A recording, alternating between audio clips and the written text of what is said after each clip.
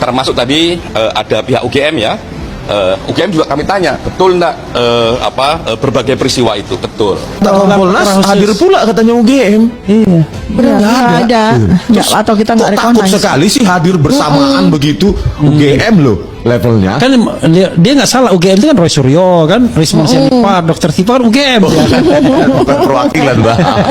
Maksudnya kenapa sih head to head gitu? Oh, apa yang kita pertanyakan nilai dia misalnya kok bisa lulus, KKN-nya benar tahun berapa? Karena tanggal 15 April kan kami tanyakan belum ada dokumen KKN. Yang menarik itu kemarin katanya waktu terakhir tuh ada yang dari Ngompolnas itu ya. Kompolnas. Ngompol atau Kompolnas. Oh, kompol ya, bukan ngompol ya. Nah, itu kalau saya bilang Kompornas. itu menyampaikan, oh ini Universitas Gajah Mada ada dan tidak disebutkan, Mas. Acara itu tuh lahir ada hadir UGM atau enggak? Gitu loh. Jadi aneh. Maksud saya kan berarti kemungkinan ada 3 kebohongan dulu gitu. Yang bohong adalah pemilik acara tuh hadir UGM tapi nggak disebutkan. Yang kedua, ini terus terang aja, yang bohong UGM datang di situ tapi nggak ngaku, atau dia malah hanya hadir pada sesi kedua, kan yang nggak lucu. Kalau dia nggak berani. Emangnya UGM sama dengan ahli digital forensik yang takut ketemu, ya kan?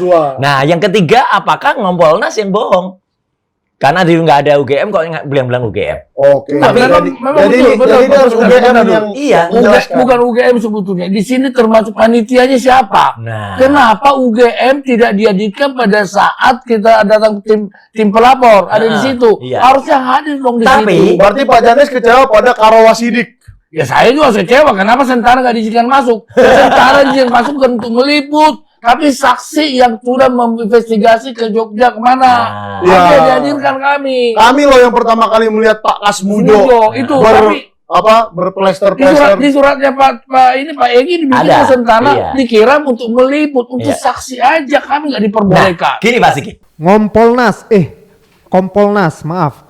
Kenapa kok bicara mengatakan bahwasanya UGM datang? Sementara ketika gelar perkara khusus, Bung Roy Suryo CS mengatakan bahwasanya pihak dari UGM tidak datang. Ini siapa yang berbohong? Kok lucu gitu? Misalnya UGM datang di sesi kedua, ya lucu banget lah. Yang seharusnya kan UGM didatangkan, ijazahnya didatangkan, bahkan yang punya ijazah ini harusnya didatangkan juga kalau mau ini selesai. Tapi nyatanya guys, seringkali ya Bung Rismon Sianipar mengatakan ya, di situ tidak ada perdebatan sama sekali, bahkan tidak ada juga pengujian kertas dan lain sebagainya gitu. Tapi kenapa dari Kompolnas mengatakan bahwasanya UGM datang, terus beliau juga mengatakan bahan kertasnya lah, terus stempelnya lah, yang ini itu kok kayak ngerti banget gitu loh. Apakah beliau juga peneliti atau bagaimana gitu? Nah ini patut dipertanyakan ya, rakyat nggak mungkin percaya Pak kalau begini ceritanya. Rakyat itu percaya kalau memang fakta-fakta dari Bung Roy Suryo CS ini bisa dibantah gitu loh. Bisa dijawab, dan itu yang diinginkan oleh Bung Roy Suryo CS kemarin datang untuk melakukan gelar perkara khusus, ya kan? Beliau-beliau ini kan berharap adanya debat di sana gitu loh. Bagaimana soal KKN yang 83 ternyata 85. Terus sarjana muda. Terus lagi soal SKS, skripsi dan lain sebagainya. Nah ini kan perlu adanya jawaban. Kalau nggak ada jawaban lah rakyat gimana mau percaya sih? Astagfirullahaladzim. Jadi bingung kita sebagai rakyat ini. Negara kok dipermainkan gitu loh. Nah coba kita dengarkan yang ini dan jawaban Bang Rismon Sianipar. Punyanya Pak Jokowi dengan pembandingnya masing-masing 19-20 item. Dicekin semua. Dengan apa yang dicek, salah satu yang paling penting adalah karakter dari kertas, ya, karakter dari stempel dan sebagainya. Karena itu memang benda fisik ya yang mereka pegang dan sebagainya. Sehingga dalam konteks seperti itu, ya sebagai satu proses metodologi, sebagai satu proses kerja-kerja penegakan hukum, kami mendapatkan gambaran yang kredibel. Kan Pak Korul Anam nggak ahli di bidang itu. Bagaimana mungkin kesimpulan prematur dikatakan ini baik, ini begitu? Tidak ada satupun hal teknis, baik prosedur penelitian, prosedur forensik, maupun parameter-parameter output forensik yang dijelaskan oleh Dirtipidum. Mereka hanya menjelaskan seperti narasi di koran online begitu, nggak ada apa-apa.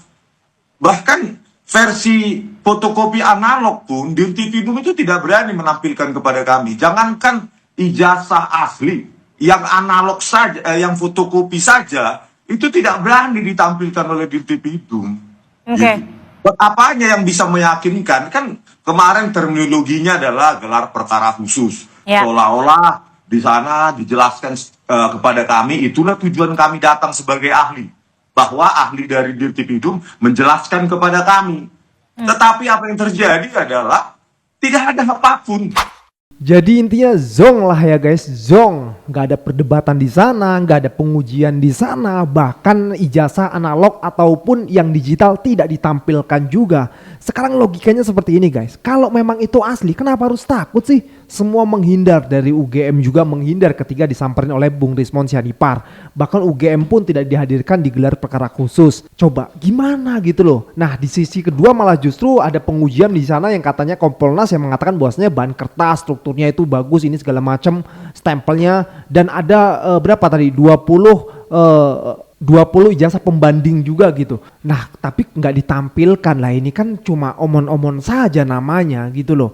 Kalau memang ada pengujian benar ya harusnya boleh dong dilihat dan diuji juga di tempat yang lain. Kalau memang itu asli dan benar kan absolut gitu loh. Pengujian di tempat lain juga pasti nilainya, ukurannya pasti sama juga gitu kan. Kenapa harus ditakutin gitu. Nah inilah yang akhirnya membuat rakyat kecewa dan belum percaya juga per hari ini gitu loh.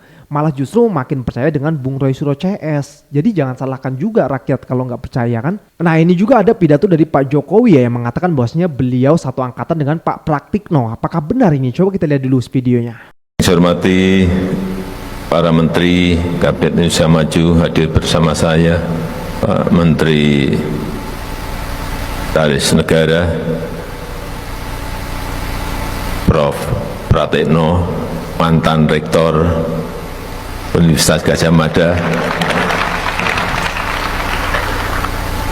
seangkatan dengan saya.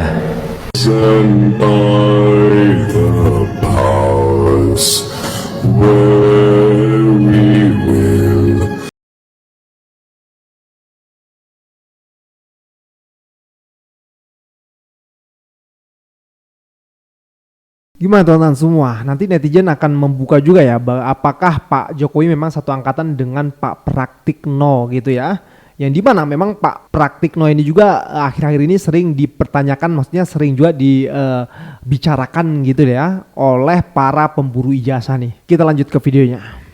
Sekali lagi, penyelidik masih bekerja mengumpulkan fakta-fakta. Ya, proses penyelidikannya harus hati-hati, harus cermat, faktanya satu persatu dikumpulkan dari berbagai pihak, dari berbagai saksi. Saksi adalah orang yang diduga mengetahui, melihat, mendengar, ataupun mengalami ada sebuah peristiwa. Ya, yang peristiwa itu sedang dilakukan pendalaman. Nanti apakah peristiwa ini ada dugaan tindak pidana atau tidak? Nggak, perkara ini simpel, gitu. Nggak perlu lah. Keahlian Polri sudah lebih dari itu. Mengungkap teroris yang susah aja bisa. Tinggal kita berikan dukungan. Polri tidak perlu diintervensi dan tidak perlu adanya pencari fakta. Oh, ini hanya soal asli atau tidak aslinya suatu dokumen, sah atau tidak sahnya suatu dokumen, gampang sekali. Barangnya ada, UGM-nya ada, laborat kita ada, saksi ada, tinggal bagaimana transparansi dan keadilan dari penyidik tidak berpihak pada manapun, yang salah dikatakan salah, yang benar katakan benar, gitu. Kebohongan kecil itu hanya bisa ditutupi dengan kebohongan yang besar. Kebohongan besar hanya bisa ditutupi dengan kebohongan yang lebih besar lagi. Sampai akhirnya kebohongan itu bercerita tentang kebohongan itu sendiri. Itulah kemungkinan terjadi dalam kasus ini. Berarti ahlinya cuma Joshua sebenarnya. Ahlinya cuma Joshua, ya gitu. Dan nanti kita bicarakan itu ahli apa sebenarnya. Saya tunggu loh, ini mana presentasinya? Berulang kali dia nerangkan soal ini kan soal analog, jadi harus diperiksa secara digital. Iya. Intinya menghindari aja. Iya. Bukan menjawab ya. Tapi ternyata tidak ada presentasinya. Iya. Jadi makanya saya sempat bilang waktu itu, ini ahli digital forensik atau ahli sastra? Gitu, karena kok yang diomongkan malah cuma narasi. Iya. Dan benar-benar loh, saya nggak bohong. Ya, clear, dia sama sekali tidak mempresentasikan apapun. Sampai Pak pimpinan itu mengatakan, ya nggak usah Malah dikatain, nggak usah kamu cerita-cerita soal prosedur, soal kelayakan atau enggak, itu kami yang menilai, gitu loh. Ya, dia apa poinnya, temuannya? Iya, apa? Mana? Iya. Itu sama gitu kan. Bisa nggak apa yang kamu mau ceritakan tuh membantah beliau-beliau ini?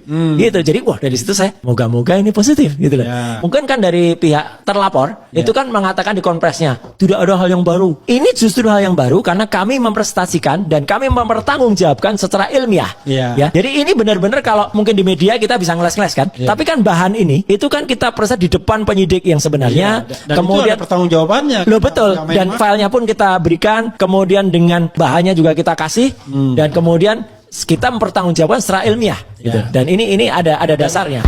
Jadi kita bisa lihat dalam penyajian yang disampaikan Barreskrim juga kan ada foto, di mana ada jasa aslinya.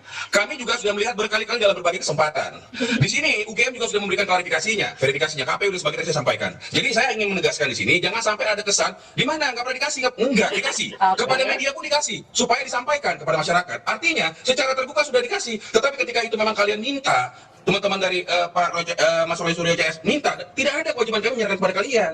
Sehingga itulah yang ingin kami sampaikan. Kalau kita pengen fair, sudah disampaikan, ya sudah. Menyampaikannya nggak ada, nggak terbuka, nggak fair. Nah, itu kan menurut Anda. Udah jelas, udah jelas ketika prosedur Barreskrim nggak ada. Kita dengar dulu nanti saya ke Mas Suryo. Silakan Pak Firman. Ya, jadi saya ingin sampaikan itu secara terbuka sudah diberikan. Malah sebenarnya kalau kita percermatin itu sudah terlihat gitu loh. Masalah tidak puas, kurang enak atau kurang greget dengan apapun kalau udah namanya ijazah analog di scan, bisa aja nggak bisa dilakukan penelitian seperti itu. Terus kenapa? Analog gitu loh. Jadi intinya adalah sudah disampaikan secara terbuka, saya luruskan. Pertama bahwa yang di bawah Barreskrim sudah dihentikan, kedua ijazah sudah disampaikan kepada publik kemana-mana, ya kepada kami juga, kepada penyidik seperti itu juga. Sehingga saya meluruskan bahwa itu sudah dilakukan. Oleh karena itu, Bapak dalam hal ini merasa dirugikan dan Bapak melakukan pengaduan. Seperti itu, Tisa. Terima kasih. Oke, baik. Silakan, Bang Andi. Ya, saya tinggal meneruskan saja Pak kata Pak Firman ya. Apa yang dikatakan beliau itu kan sudah jelas ya. Masalahnya beliau-beliau ini kan nggak pegang aslinya kan. Kita tunggu aja nanti apakah diperintahkan pengadilan untuk gelar perkara itu terbawa aslinya, ya kan? Jadi tidak ada narasi-narasi lagi, ya mungkin ya sorry ya quote-unquote itu yang bisa memancing masyarakat itu akhirnya terjadi adu domba di masyarakat. Jangan salah loh ya, itu tukang cilok ya, tukang nasi uduk dan tukang gorengan. Kalau ditanya, Bang, ijazah Pak Jokowi asal pas, dia nggak masuk karena narasi yang dibentuk itu ya sangat sekali bombardir terus untuk itu, ya kan? Mereka nggak ngerti untuk itu, ya kan? Namanya kalau buat kita sih santai aja ya.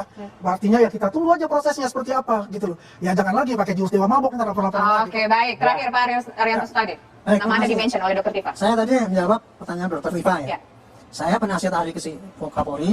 Saya datang ke TV ini bukan diperintah oleh Pak Kapolri. Baik. Dengan pesan-pesan kamu harus ngomong gini, tidak. Saya diundang atas nama pribadi ya, dan saya merasa harus datang. Karena peran saya itu adalah memberikan pencerahan kepada masyarakat. Baik. Mengenai kejadian apa yang terjadi dari sudut pandang polisi, karena saya bekas polisi. Karena apa? Masyarakat sekarang ini melihat masalah kayak gini, mereka itu hanya yang diterima itu adalah kebenaran-kebenaran yang di-framing. Bahwa itu jasa itu palsu. Akhirnya kan percaya mereka. Jangankan ya masyarakat awam. Tadi saya ngomong dengan profesor teman saya.